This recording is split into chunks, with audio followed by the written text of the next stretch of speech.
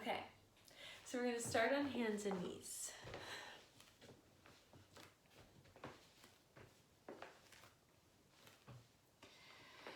One of my favorite things to do to begin is a side lunge, and so this is where already you might want to have padding under your bottom knees, or at least one knee, and step one foot out to the side at an angle where you feel pretty stable through your hips and through the lower half of the body. So when you stand up, you might need to adjust. When you stand up within this position, you might need to adjust where you're putting your foot.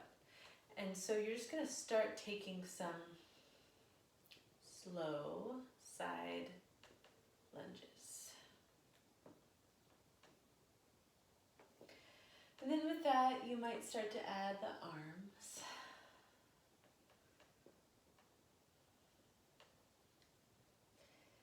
And the way that I use yoga and movement practices that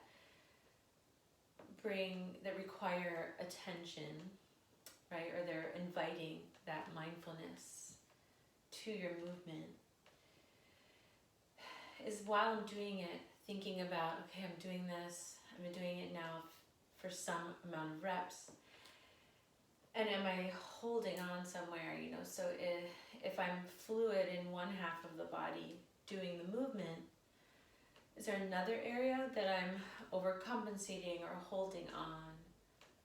And so that's where, you know, especially in movements that are pulsing like this, you might eventually add some movement through all the limbs.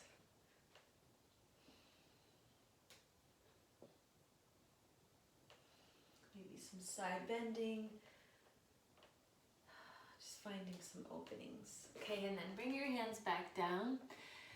And you might want to crawl your foot out to the side so you have a longer line in the leg. Spread your hands out wider and take some spinal flexion and extension, cat-cows.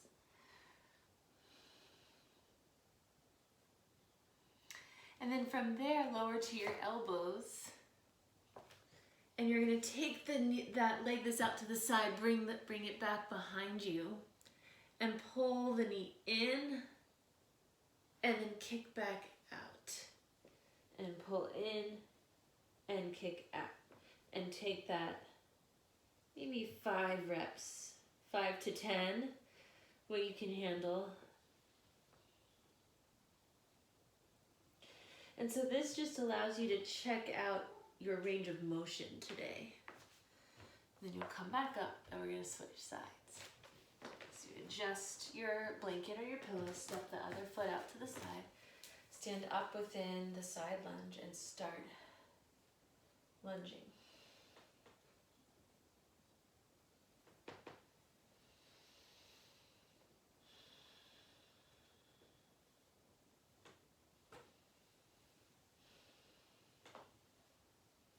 So maybe you're noticing, you know, my movement practices change with the seasons. You know, when it's winter, I don't get outside as much, typically. We change our shoes, our emotions change, our food changes.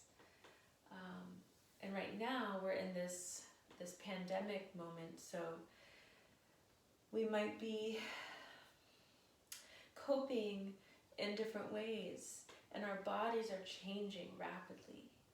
I know for me, that's really true. So I'm trying to use my movement practices in ways that are slow and informative and not pushing myself to be something other than this moment, other than just being present day to day. Some days I need to really sweat and do a lot of cardio and dancing and movement, and then other days I just I need to do some of this or lay down and do nothing and just try to zone out. Okay, Okay, so bring your hands down, and you might want to straighten that outer leg so you have a longer line in the leg for your cat-cow movements here.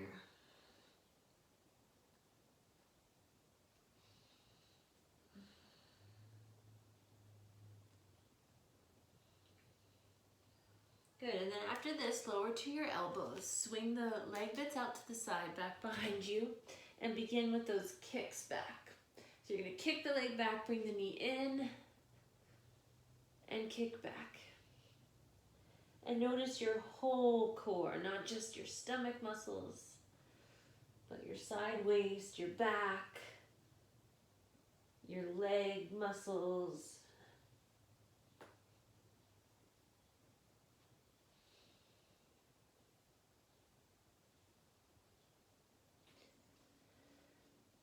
And then bring the knee back down and come back to your hands and knees. Crawl your hands to your knees and stand up on your knees. And you might transfer the weight into each knee, rocking a little bit side to side. Okay, from here we're going to take one arm up, other hand is on the hip, and you're going to take a side bend there, using the hand that's on the hip and the hip to hand, so as an isometric action, to work with the side bend. Come back up slowly. You might bring both hands to your ribs. Breathe out laterally.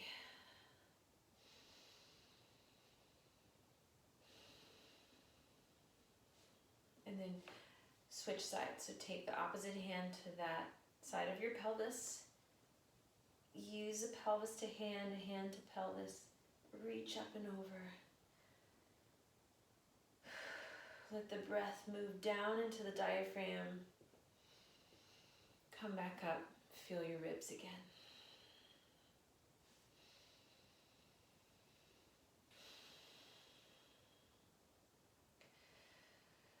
So if you are like me and you struggle with anxiety, which just is, by the way, is not a good or a bad thing, right? We all have different manifestations of our emotions and our patterns and our lives that come through.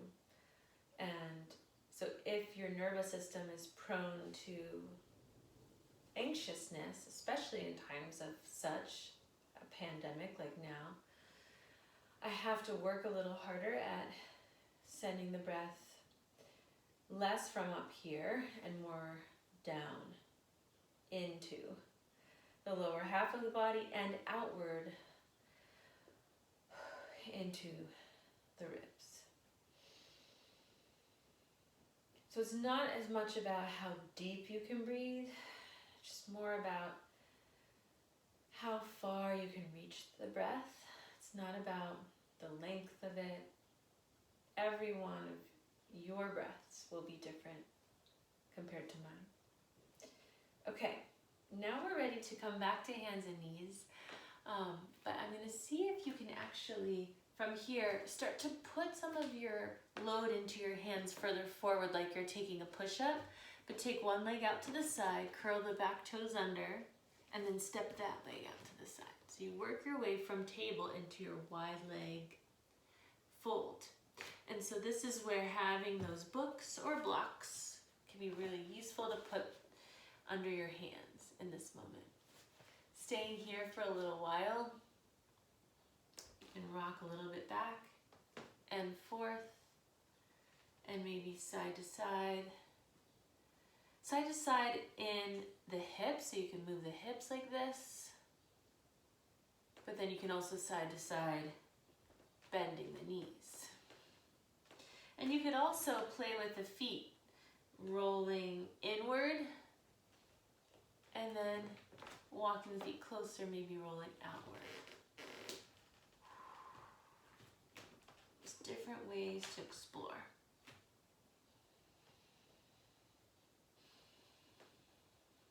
Eventually see if, once you feel like you've been here for a little while and you feel okay being here, you feel steady on your feet, you have balance, you're not getting dizzy.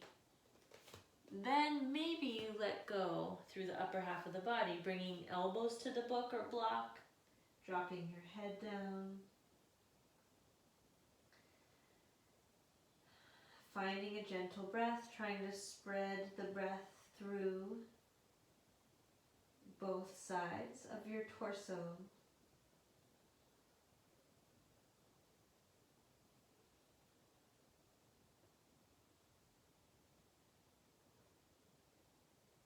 And maybe even breathing in and opening the mouth as you breathe out to let the air out that way. Sometimes that kind of forceful exhale can be very useful in letting go of tension. Just breathing in, blowing it out, sighing it out. Anything that works in the moment. Okay, we're going to bend the knees a little bit and use the block or book to crawl over to one side and rotate that ankle. Put the block right up against your ankle and then straighten that leg. So you can even start in like a warrior two, but then straighten out for triangle pose. So you're getting this nice opening through your side waist, through your hip, externally, through your chest. And then move your neck. Find a placement that works. Press through both feet and explore the upper arm coming up or hanging out on your side. Or finding fluidity in the moment.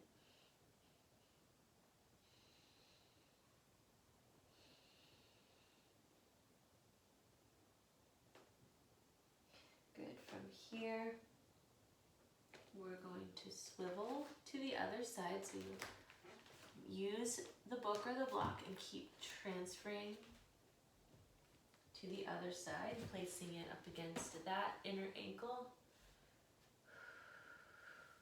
And then finding this line through that leg, up through your hips, reaching your arm up, rotating the chest open, hip open to where you feel comfortable.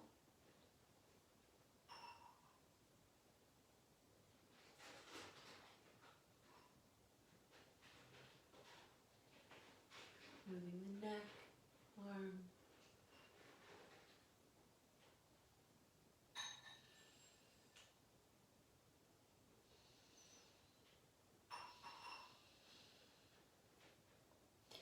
And then we're going to fold forward, bend into the front knee, and crawl back to the other side again. And this is where we're going to invite in pigeon.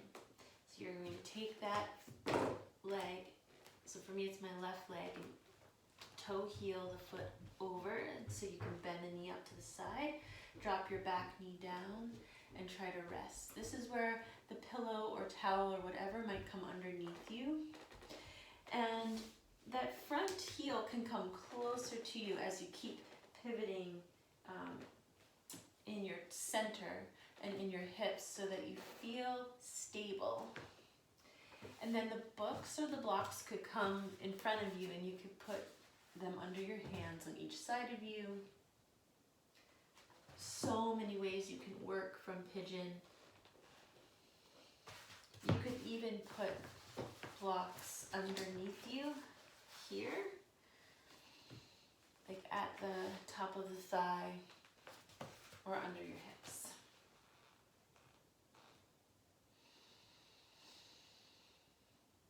So what I'm doing now is kind of a more active version of it. You can also fully surrender and have more of your load forward into your arms and your chest and rest there. When you're ready to come out, so if you're still chilling in it, you can. I want to see if you can lean back onto your bottom and swivel to the other side, just like this. and then come back. So you're doing this windshield wiper with the legs, but you're moving your arms as well. So the arm will come back behind you, the other arm will reach up and over, and then you'll open back up and go to the other side. So you can do that a few rounds. And then we're going to switch sides. So there's a couple ways you can do it. You could just kind of roll over to your right side and swing the left leg back for pigeon. Or if you want to come back up through your triangle, through your wide angle, then you could from there start to crawl forward, curl the toes under, and come back here. You know, that's more just if you want to like really feel into your structure again.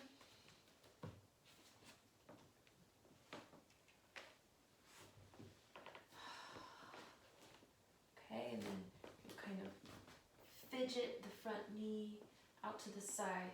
You're really in your pigeon pose. You want to try to find a structure in it that feels easeful and that feels stable. So when I talk about stability, I try to think about like if you're in a shape and someone were to like surprise you, or if there was like a loud noise, or a kid comes up to you, or an animal, then you're in a position where like, ooh, you get a little, surprise, and then you're not gonna hurt your knee. You're not gonna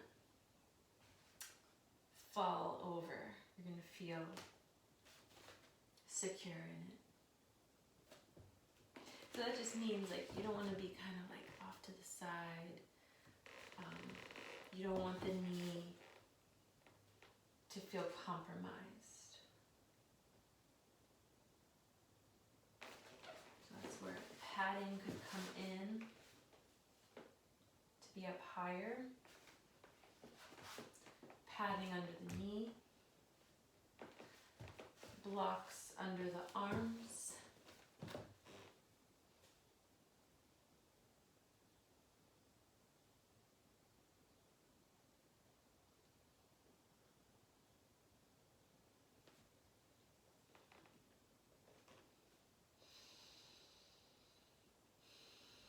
So here we are again in a shape, and you might not be realizing that there's a spot that you're really tensing up in.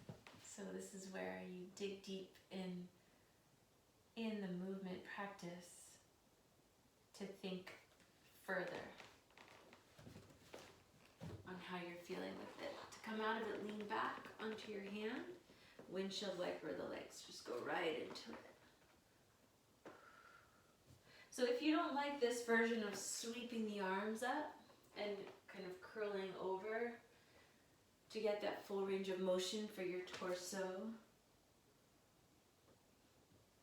you could just lean back onto your hands and windshield wiper just at the legs.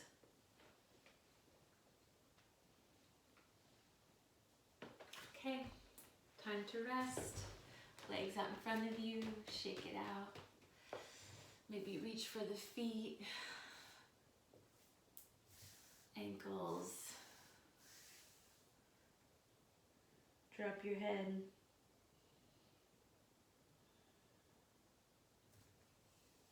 Slide up, flex the feet, lift the arms up, release down.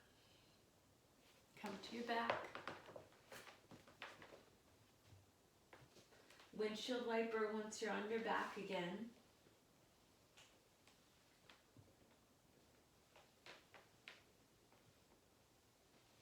And then pause with the knees off to one side. Take your arms up into the air, palms together, and really reach up like you're trying to touch the ceiling with your fingertips. So your shoulder blades will come up off the mat. And just notice how that's feeling in the outer hip and through your center. And then from there, open the arms out away from each other until they come down to the floor. Shoulder blades rest. Pick your head up and then release it back down. And try to let your legs release to feel supported by the ground. This could be where you stay for a little while.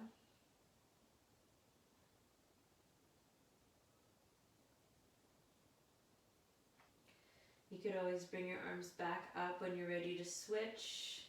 Press the palms firm together to help you stay controlled through your center.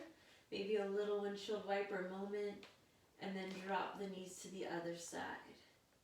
Really reach up away from you, and then open the arms out and down.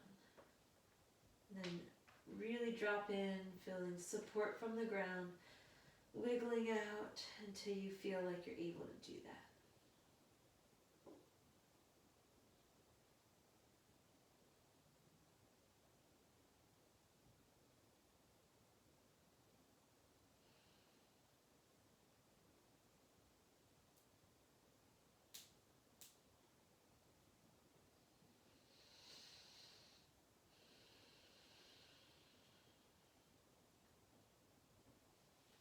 Okay, then bring your knees back upright and slide your legs out in front of you. Bring your hands to your center. Wiggle your legs out from under you. You might bring your hands to your hips. You could even bring thumbs together and pointer fingers together to form a triangle. And bring that down at your stomach over your belly button. Let your elbows rest to the floor. And that's a way to acknowledge your reproductive center, your creativity.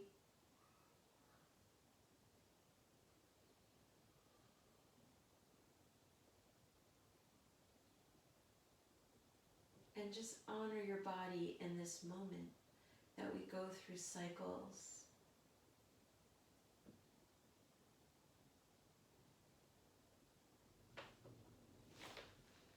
I'm really thinking of the fact that as I'm recording this, it's leading up to the week of the full moon in Scorpio. And so we're in Taurus, spring, middle of spring season, which is Earth, Venus, creative, grounded sensuality.